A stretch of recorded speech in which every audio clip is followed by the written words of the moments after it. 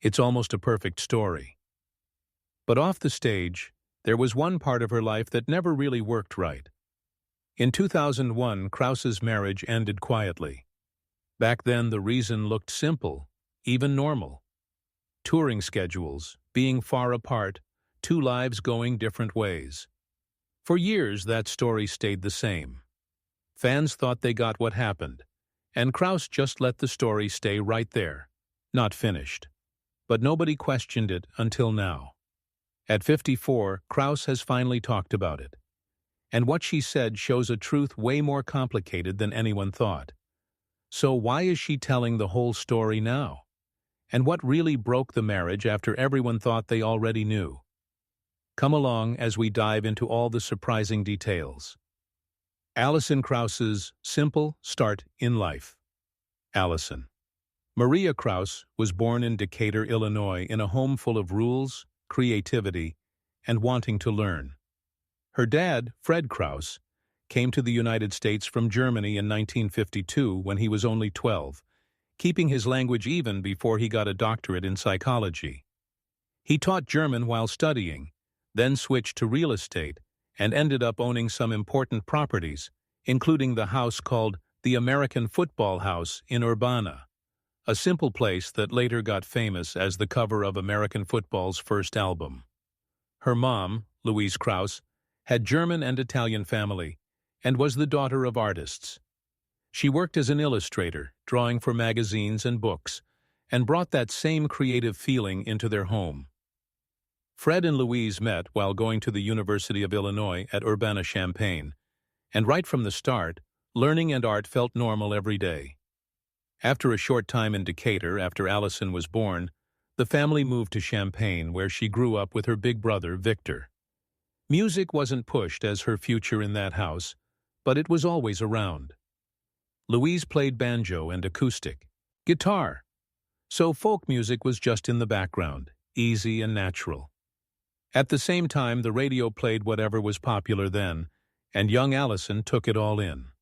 She really liked Gary Numan's Cars, got into the smooth sound of bands like Foreigner and Bad Company, and loved the big sound of Electric Light Orchestra without caring about what kind of music it was. Victor was making his own way, playing piano and double bass in high school, and getting ready to be a musician who played jazz and rock on lots of instruments. At 5 years old, Alison got gently pushed toward classical violin, not because of pressure, but because it was a chance to try. Her mom believed in keeping options open and wanted her doing music along with art and sports. Alison didn't love practicing at first. She fought it, took her time with lessons, and still she kept going with classical training until she was 11, learning the skills even when she wasn't excited. Outside music, she put just as much effort into roller skating. For a while, it wasn't clear which way her life would go. In her early teens, she finally chose that music. Not roller derby would be her path. That big moment got clearer in mid-1979 when Louise saw a notice for a fiddle contest at the Champaign County Fair. Instead of thinking too much, she got a bluegrass fiddle book and Richard Green's 1977 album of duets. Alison didn't study it like school. She learned by listening, copying melodies straight from the record, including Tennessee Waltz, practicing violin while her mom played guitar with her. At just 8 years old, she went into the talent contest as a beginner and got 4th place. It wasn't first, but it was enough to start something. It was also where she first met Andrea Zahn, who won the younger group that same year, an early meeting that later felt meant to be. From there, Alison got more into bluegrass, not because someone said to, but because it felt right to her. She found out she could hear hard riffs once and turn them into her own thing right away. The style didn't trap her. It gave her space. By 1981 and 1982, she was already playing with Marvin Lee Lesner's country dance band, playing fiddle and singing with a confidence way bigger than her age. In September 1983, her parents celebrated another step by buying her a custom violin handmade in Missouri. Her first full-size one, a quiet sign that this wasn't just temporary anymore. At 13, the energy was too big to ignore. She won the Walnut Valley Festival Fiddle Championship, and the Society for the Preservation of Bluegrass in America called her the most promising fiddler in the Midwest. Vanity Fair later called her a virtuoso, a word usually saved for much older artists. Around that time, she met Dan Tyminski at a festival run by the Society. One of many meetings that quietly changed her future. Actually, every person now in Union Station first met her at those festivals, way before anyone guessed what that group of talent would turn into. Nothing about Alison Krauss's rise was noisy. It happened in small towns, at fairs, in practice spaces, and random meetings put together by gut feeling instead of big plans. Long before the Grammys, the big name or the careful control people later linked to her, the base was already solid and clear, just waiting for the rest to happen. How Alison Krauss became huge in music. By the middle 1980s, Alison Krauss wasn't just the talented kid people talked about quietly at festivals. In 1986, when most kids her age were still finding themselves, she put out her first recording on an indie album, working with Swamp Weiss and Jim Hoyes, with her brother Victor right there with her. Around then, she played a lot with bassist and songwriter John Pennell in a band first called Silver Rail. When they had to change the name, it became Union Station, a tiny change that ended up meaning a lot. That same year, she signed with Rounder Reco, RDS, something that gave her a plan without killing her natural style. By 1987, only 16 years old, she released her first album with Union Station playing behind her. Her voice already had that special calm feeling, the kind that makes people listen close instead of singing loud. It didn't feel like a first try to get noticed. It felt like she had arrived without needing to shout it. What came next wasn't a fast change to be new, but a slow-growing bigger. A solo album led right into a full Union Station one and then more. Her career found a steady beat, switching between her own stuff and the band, letting her try quiet, personal things alone and then go back to the group sound that kept her steady. When her first big solo success came in 1980, it didn't arrive with loud excitement. It came with quiet proof, chart success, her first Grammy, a feeling that the bigger music world finally saw what bluegrass fans already knew. By the early 1990s, the energy was clear. A second Union Station album got her another Grammy, and in 1993, at just 21, she walked onto the Grand Ole Opry stage as its youngest member then. It wasn't only her win, it was a big moment for bluegrass, which hadn't had one of its people welcomed there in almost 30 years. Krauss didn't show up waving anything. She just stood there calm and let the music speak like it always did. Working with others became a normal part of her career, not just extra. She played with old bluegrass families, added her voice to country singers, and fit into new places without ever feeling wrong. When Dan Tyminski joined Union Station in the mid-1990s, their sound clicked perfectly. His voice and hers didn't fight. They lifted each other. Around then, Krauss started moving into regular country music, getting chart hits and Grammy nods without losing the calm emotion that made her work special. By the mid-1990s, a Best Of album brought her music to way more people, not by following fads, but by showing what she already had in a new way. It sold a ton, more than she expected, won big awards, and showed her voice could fit outside strict styles without losing itself. The success didn't speed her up. If anything, it made her even more careful. That carefulness continued into the late 1990s when another Union Station album pushed what people thought bluegrass should sound like. Critics paid attention. New fans came. Her music started showing up on popular TV, quietly letting people hear her who weren't searching for it but liked it once they did. A solo album came soon after, one that felt closer to adult music, but kept the real emotion at its heart. Even with her own albums piling up, Krauss kept joining other people's work. She sang backup, played fiddle, and shared her voice across different kinds of music and countries from American roots to Irish folk. She never saw team-ups as a side thing. It was just another way to listen. Then came the big moment that brought her sound into homes everywhere. In 2000, she helped with the soundtrack for Oh Brother, Where Art Thou? Working tight with Dan Tyminski on songs that felt both old and fresh. The album didn't just do well, it blew up, sold millions, won Album of the Year at the Grammys, and got credit for bringing bluegrass back to regular listeners. Krauss pushed against that story in her usual way. She thought the fans were always there. The movie just took away the wall. Under it all stayed the same heart, that clear, high voice people called angelic but never flashy. A big respect for the musicians who influenced her. From bluegrass greats to country old-timers, songs that felt sad, not for show, but because that's where real feelings live. Krauss almost never wrote her own songs, not because she was distant, but because she cared so much about picking the perfect song and making an album around its deep feeling. By the start of the new millennium, Krauss wasn't running after being cool or changing herself for attention. She had already made something stronger. A career built on listening, waiting, and almost refusing to push too hard what was already strong. The awards kept coming, styles mixed.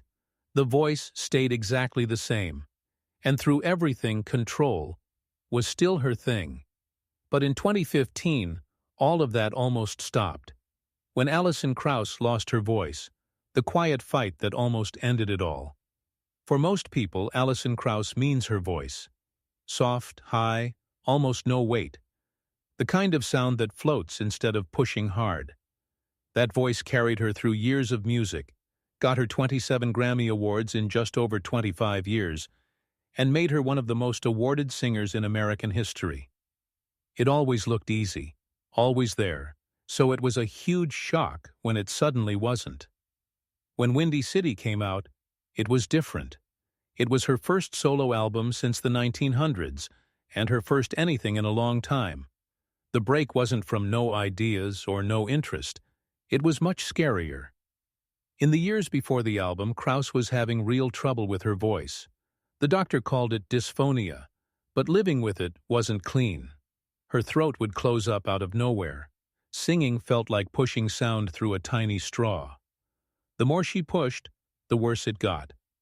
Physical therapy didn't help. The trouble followed her to stages, studios, and times she couldn't avoid.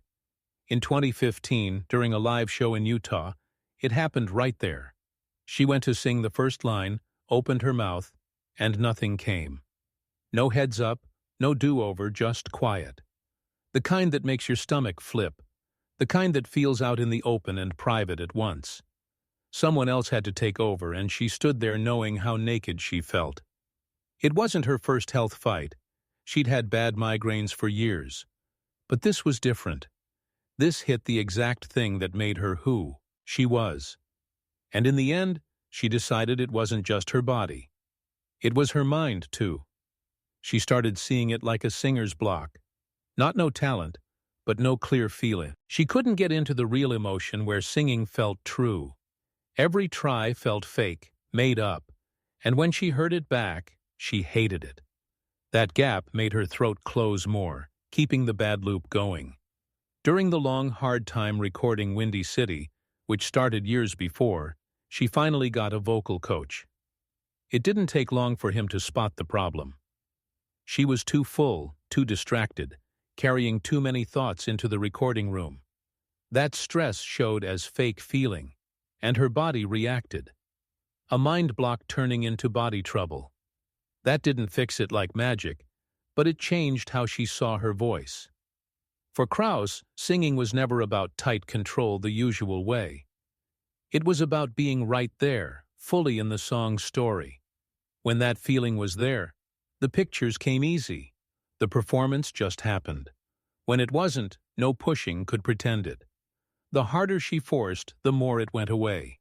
Learning to trust her voice again meant getting out of her own thoughts. And sometimes that meant something totally weird. Before one show, when her throat started closing, panic hit. With just minutes left, she asked for help and got strange advice. Get angry, not fake angry. Real angry. Say no like you mean it. Open up everything. So she went outside and did it. She found a tree, pointed, and yelled over and over. It felt silly. Her band looked at her like she was crazy, but she kept on. And when she came back in, something changed. The show happened. Her voice stayed. The reason was simple. People don't have trouble talking. They have trouble singing. Anger comes from a strong place, not holding back. It opens your body instead of closing it. Now before shows, she still goes out and yells. Sometimes at trees, sometimes just in the air. It works. She laughs about it now, thinking how nice it would be to carry a tiny bonsai tree to yell at when things got tight. The picture makes her smile. The fix still surprises her, but under the joke is something true. When Alison Krauss went quiet and someone else tried to live as her for Alison Krauss, 20T was already a shaky year. Her voice, the thing that always came when she needed it, was fading. Shows were less. Recording almost stopped. Quiet was closing in, not because she wanted it, but because she had to. And in that quiet, something creepy happened away from any stage. That year, a woman got arrested after showing up at a courthouse for what looked like a normal court thing. It wasn't. For months, she had been pretending to be someone else, making an old man believe she was really Alison Krauss. Not a fake, not someone who looked like her, the actual person. The lie worked because of the empty space. Krauss hadn't been seen. She hadn't sung. The missing part made the fake easier to believe. By the time police stepped in, the hurt was huge. The man's savings were almost gone. A house worth hundreds of thousands had been signed to her. Papers were changed. Trust was broken bit by bit. The woman ran when told to get a mental check, missed court, lost her bond money, disappeared for a bit, then came back and got caught. What came next was a slow court process that ended with her saying guilty, paying back money, probation, and giving back what was left. On paper, it was about lying, but deeper. It showed something sadder and more worrying. Alison Krauss's voice had been gone long enough that someone could step into the shape of her life and take it. The fake needed quiet, and quiet was exactly what Krauss was in then. While her name got used wrong, the real Krauss was fighting just to make any sound. She was finding out her voice didn't go away all at once. It got tight. It fought back. It let her down in times it never had before. Stepping away from music wasn't strange to her. It was staying safe. Singing didn't feel true anymore. Performing felt pushed, and pushing made it worse. So while one woman used Alison Krauss's picture to take things, the real Alison Krauss pulled back completely, not willing to fake it. She wasn't hiding. She was guarding the tiny link she still had to her voice, waiting until it came back feeling real. The court case finally ended. The pretending stopped. The stolen name went back to her, but the shaman's was still shocking. In those same years, Krauss could hardly sing. Her name still had so much power that someone tried to live in it. That's how strong her voice was, even gone. And maybe that's the real thing. Losing her voice didn't wipe out Alison Krauss. It showed just how big a space she took up, even when quiet. Alison Krauss's private love life.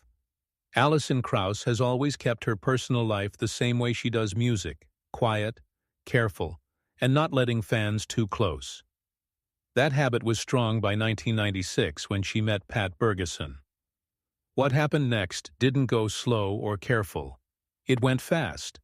The kind of fast that feels more like knowing than just jumping in. In less than a month, they got married. December 8, 1996. No long dating time, no big public thing, no show, just a small private wedding, and both knowing life was already going full speed. Pat came from the same music world. He wasn't wowed by stages or studios because they were normal for him. A guitarist and harmonica player, he made his living with good artists, moving easy between live shows and recording. He got the long hours, the travel, the emotional ups and downs of making music. On paper, it looked good. Two musicians who spoke the same way. Two people who didn't have to explain why quiet sometimes mattered as much as noise. 2 years later, they had their son, Sam. For a short time, everything seemed to calm down. Family mixed with a busy career. A feeling of being steady, like something real was built under all the moving. But strong feelings, even when they feel right, don't last forever. And fast starts, no matter how sure they seem, eventually need to face the truth. By 2001, the marriage ended. 5 years total. No big public mess, no ugly talks, no loud words to shape the story. Krauss did what she always does. When something hurts too much, she keeps it inside.